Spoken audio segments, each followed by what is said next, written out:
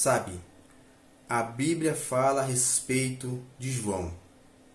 João, por ser testemunha fiel de Jesus e um grande pregador da palavra de Deus, ele foi exilado na ilha cujo nome é a Ilha de Patmos.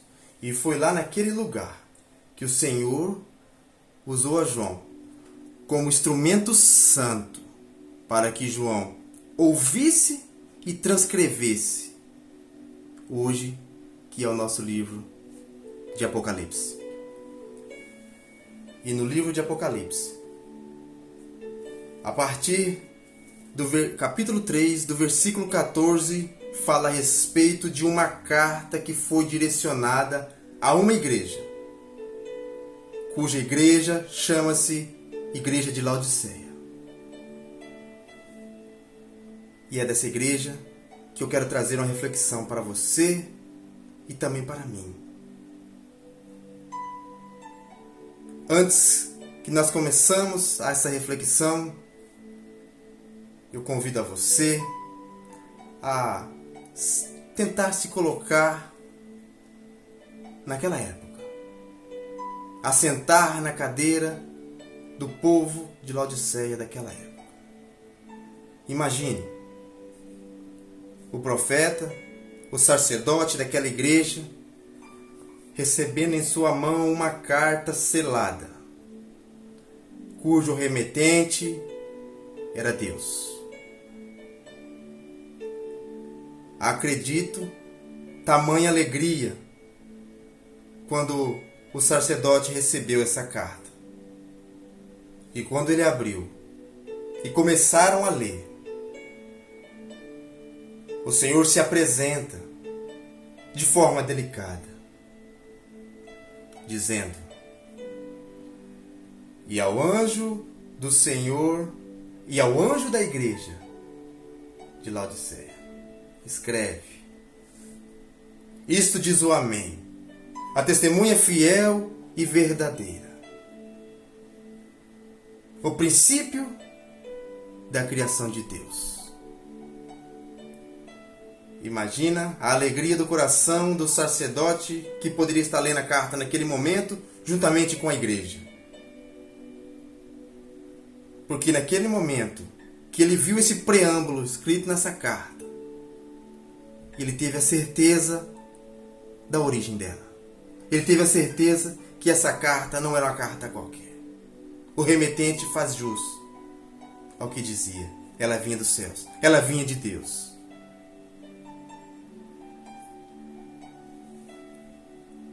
Mas, lendo os versículos adiante,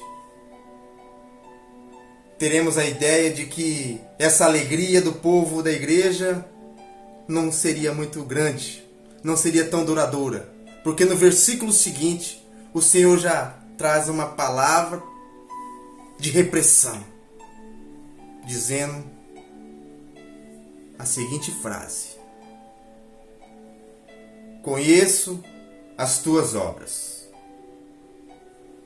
que nem és frio nem quente. Quem dera foras frio ou quente, porque és morno, e não és frio e nem quente, vomitar-te-ei da minha boca. Imagina, irmãos, o impacto que aquela igreja teve ao ouvir essa mensagem que está no versículo 15. Uma mensagem pesada. O semblante deles caiu no exato momento. Aí vem a pergunta: o porquê que o Senhor usou essa forma para falar com eles, usando as pronúncias quente, frio e morno? Para quem não conhece, a cidade de Laodiceia, ela dependia de um abastecimento de água de outro lugar. Ela pegava a água de uma fonte que, segundo a história, era afastada da cidade, aproximadamente 10 quilômetros de distância. Mas só que aquelas fontes, elas não eram as fontes qualquer. Elas eram diferenciadas. Aquelas fontes, elas eram conhecidas como fontes termais. Porque nelas surgiam águas ferventes.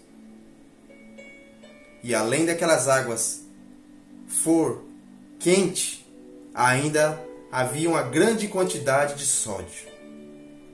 E quando essa água chegava até a cidade, ela já não chegava fervendo, mas também não chegava fria. Ela chegava morna.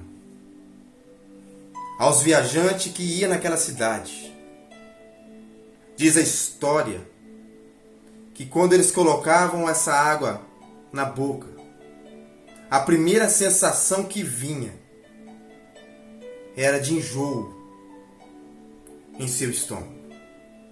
Era quase que impossível a pessoa não vomitar ingerindo aquelas águas. Então o Senhor usou esse meio para que eles entendessem a real situação. Como se o Senhor estivesse dizendo: ei, igreja de Laodiceia, tenho algo a dizer para vocês muito sério.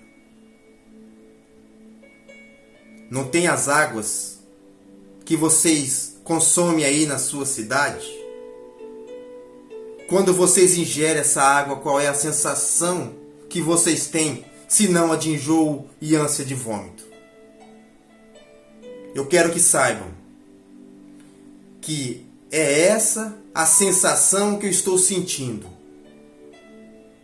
vendo as obras que vocês estão fazendo, vendo o que vocês se tornaram. Sabe, amados, vamos entender mais um pouco daquela cidade. A história relata que essa cidade era uma cidade muito próspera. Havia rotas mercantil que passavam por ela. Ela tinha grandes redes bancárias.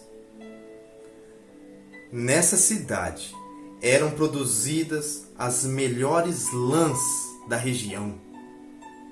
Nesta cidade havia uma grande indústria farmacêutica especializada em colírios.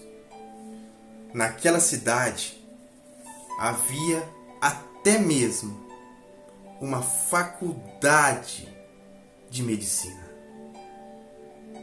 Aquele povo era próspero.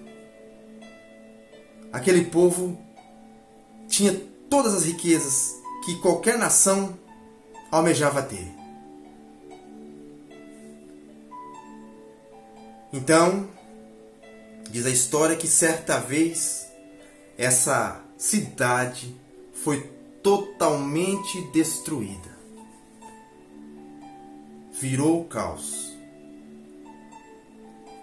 Mas a história relata que esse povo era tão próspero, tão inteligente, que eles se reergueram sem necessidade de ajuda nenhuma. Dispensaram até a ajuda ofertada pelo governo romano daquela época. E isso fez com que eles crescessem com a ideia de que não precisavam mais de nada, que não precisava mais de ninguém. Eles falavam um para os outros: estamos ricos, enriquecemos, de nada nós temos falta. E o Senhor então traz no versículo 17 o contraditório do que eles viviam falando, e já repreende-os dizendo: ei, como pode vocês dizer rico sou, estou enriquecendo, De nada tenho falta, sendo tão pobres, miseráveis, desgraçados, nus, cegos. Imagina a confusão que deu na cabeça desse povo. Sabendo que as terras deles, eles tinham todas as riquezas que uma nação pudesse querer. E o Senhor trazia na carta falando que de que adiantava tudo aquilo. Que por mais que eles diziam que eles eram ricos, que nada tinha falta, não passavam dos miseráveis, desgraçados. Por mais que eles tinham os melhores colírios, eles eram cegos. Por mais que eles tivessem as melhores fábricas de tecidos, de lãs, por mais que eles produziam as melhores da região, eles eram nus. Então o Senhor diz para eles: querem ser realmente ricos? Querem vestir as melhores roupas? Querem ungir vossos olhos com o melhor colírio? Aconselho-te que compre de mim o ouro que é provado no fogo, para que sim enriqueças. Que compres de mim, povo de Laodiceia, a roupa branca, para que vestindo elas não exponha a vossa vergonha. Aconselho que compres de mim o verdadeiro colírio, para que unjas os vossos olhos, para que assim vocês vejam o que está acontecendo ao vosso redor. O Senhor, embora no início da carta estava disposto a vomitar aquele povo de sua boca, devido às condutas que eles estavam fazendo, do que eles tinham se tornado, ao mesmo tempo, o Senhor também estava disposto a perdoá-los. Como se o Senhor estivesse dizendo para eles: ei, eu estou sendo duro com vocês, porque eu amo e eu corrijo a todos quanto amo. Mas olha, ainda há uma segunda chance para vocês. Seis zeloso e arrependam-se. O Senhor estava disposto a dar uma segunda chance para eles. O Senhor não queria que eles se perdessem. Embora eles estavam causando uma sensação ruim ao altar do Senhor, o Senhor ainda via esperança. O Senhor ainda queria dar uma segunda chance para eles. E o Senhor ainda disse: ó povo de Laodiceia, eu estou na porta batendo. Mas vocês têm que ouvir a minha voz. Vocês têm que abrir a porta. Tenho intenção de entrar na sua casa e cear com você. Mas como vocês estão vendo, essa porta, ela só abre para o lado de dentro. A fechadura só é para o lado de dentro, povo de Laodiceia. Então depende de vocês em se arrepender e abrir essa porta. Saia da comodidade e abre a porta, e eu vou cear com vocês. E digo mais: se vocês vencer, eu garanto que vocês se assentarão comigo no meu trono, assim como eu venci e me assentei juntamente no trono do Pai. Quem tem ouvido, que ouça o que o Espírito diz às igrejas. Conforme foi mostrado, o Senhor, embora mostrou parte de repressão, mas também de forma carinhosa, o Senhor demonstrou compaixão. O Senhor demonstrou que estava disposto a perdoar aquele povo. O Senhor demonstrou que estava disposto a dar uma segunda chance a eles. O que nós podemos tirar da história desta mensagem? Podemos ter a convicção, com toda certeza, que o mesmo Deus daquela época, que via as obras daquele povo, está vendo as suas obras, está vendo as minhas obras. E aí a pergunta que eu faço a você, meu irmão, e a você, minha irmã, que está assistindo, e dirijo ela para mim também. Já que o Senhor tem visto as suas obras, já que o Senhor tem visto as minhas obras, qual é a sensação que você, meu irmão, que você, minha irmã, que eu estamos causando ao Senhor? Estamos causando sensação de alegria, de conforto ou de enjoo? Será que nós também não estamos causando a sensação de vômito ao Senhor?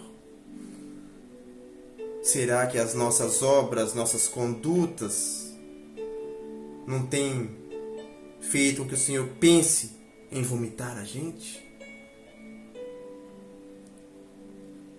Mas, se as nossas obras têm sido desta forma, ao ponto de que o Senhor imagine vomitar nós, a história também diz que o Senhor deu uma segunda chance para aquele povo.